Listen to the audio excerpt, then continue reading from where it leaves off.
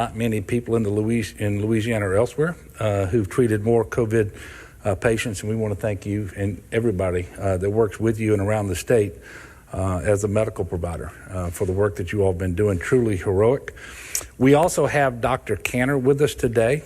He too will speak about the current surge and the alarming numbers we're seeing around COVID in Louisiana. He'll also be available to take your questions. Before I get to COVID today, I do have a couple of updates on hurricane recovery efforts. First of all, with respect to disaster unemployment assistance, workers in Acadia, Calcasieu, Cameron, Jefferson Davis, and Vermilion Parish who lost their jobs as a result of Hurricane Delta have until midnight tonight to apply for disaster unemployment assistance. So that's really, I think, 11:59. After that, they cut it off. So today is the last day. Applicants can apply by visiting laworks.net. laworks.net. As of this morning, 2,219 Louisianans continue to be evacuated and in non-congregant shelters because of the hurricanes. 2,030 of them were Hurricane Laura evacuees being housed in 4 non-congregant shelters, hotels, 2 of which are in New Orleans, 1 is in Baton Rouge, and 1 is in Lafayette. We also have 154 Hurricane Delta evacuees. They are located at 1 New Orleans hotel. And there remain 35 Hurricane Zeta evacuees in 1 non-congregant hotel sheltered in Terrebonne Parish.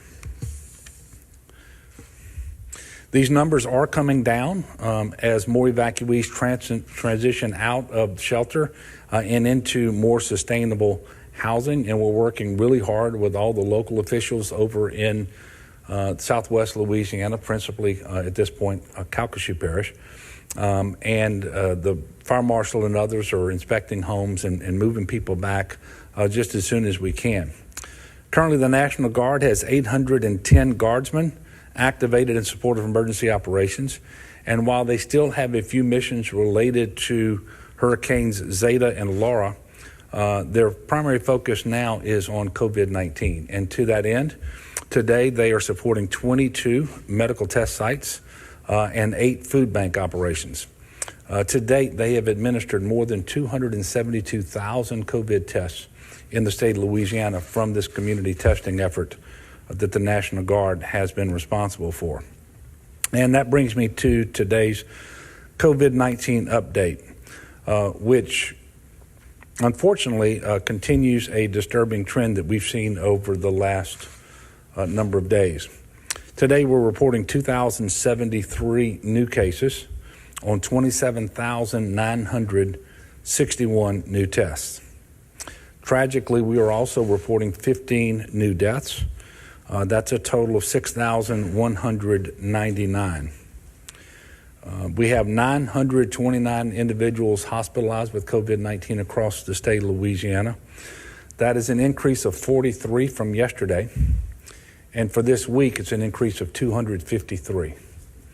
So that is the number, that is the metric that is most concerning to me. And obviously, it pains me greatly every day to read the death numbers.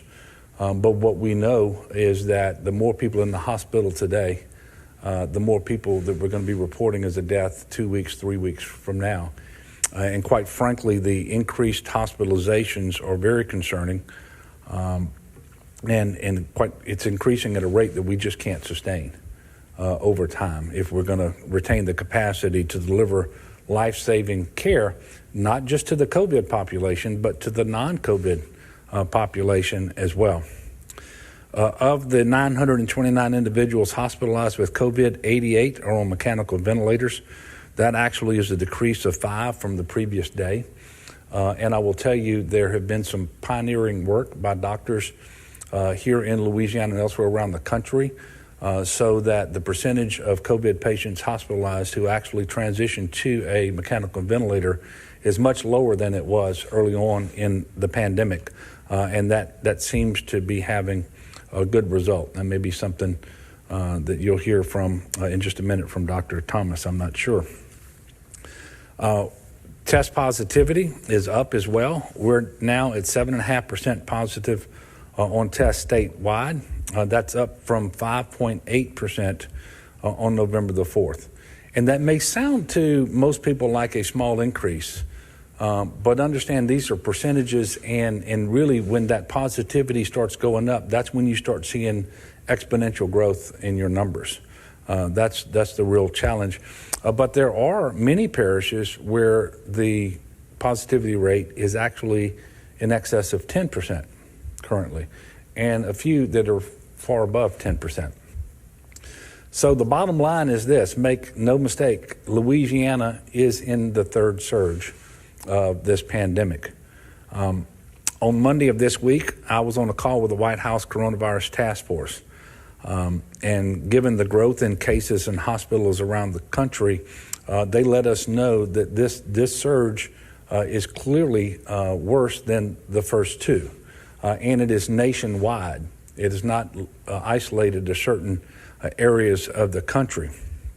I think we've now eclipsed 11 million cases nationwide, 250,000 deaths. I think just yesterday was 1,800 deaths. So case growth and hospitalizations are the highest yet in the country. And Louisiana is a few weeks behind the rest of the country on this surge, but we are in that surge now. It's the behavior change that really fed into it more than anything else, because we know that sometime around Halloween, more individuals let their guard down, stopped distancing and wearing the masks when they were around people who were not part of their immediate household. We know that there were more businesses and patrons who were paying less attention to the restrictions that were in place. And our numbers have deteriorated as a result of that. To put it into a little more context for you, the White House report most recently for Louisiana, and these are state-specific reports, puts Louisiana as having 172 new COVID cases per 100,000 people. Now, there's some good news, I guess, relatively speaking. That's below the national average of 294 new cases per 100,000 people. But just a week ago, we had only 99 new cases per 100,000 people. And I just told you we're up to 172. So it clearly shows you how in a very short period of time, our numbers have deteriorated. We are seeing strong new case growth. A lot of things worry me, but one of them is that we know, both from the scientists, the doctors whose life work is around these pandemics, but also from our previous experience, that anytime your numbers are going backwards, you're worse off than your numbers would lead you to believe at any given time, at any given snapshot. And that's for a couple of reasons. One is that increases are exponential in a surge. They're not uniform. So if you add 25 people to the hospitals today, for example, you might say, well, we're going to add 25 more tomorrow. That's not the way it typically works. It grows faster than that. Secondly, assuming that you can change the behavior in a way that is helpful, that will flatten the curve, if you changed all the behavior today, you're at least 2 weeks from seeing that bear fruit. So the trajectory you're on at any given time when you're going in the wrong direction is what you can expect for 2 weeks. And that's why you have to make decisions early on before the data tells you that it's absolutely essential. Because if you wait until the data tells you you have to act, there is every chance you waited too late. It's also, for a little more context, there's no doubt in my mind that what's happening now is a result of what happened a few weeks ago. And quite frankly, it's sad, but there's nothing we can do to change it. We had been in the plateau, more or less, for almost 3 months.